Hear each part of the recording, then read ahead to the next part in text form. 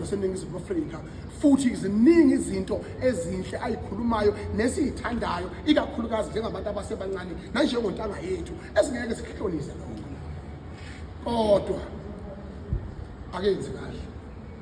asikhohliwe ukuthi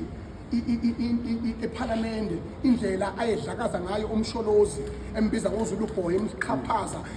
nekubukhosi bakithi elwa noNdlovumbane angazi exoliseka ngaki kuzo zonke indawo uMalema exolisa ephoqwa ombalula bemdonse umsila beze beyombeka le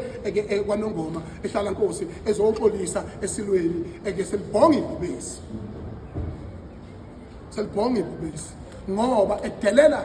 lokho okudlulele lo mfana kuthiwa uthule isimalela senimiyeke kakhulu ufike ekhaya ke manje ufike inyanga iphelile nalo iqiniso elithi engifuna ukulicacisa mina mangikhuluma ngamabhokobhoko akekho umuntu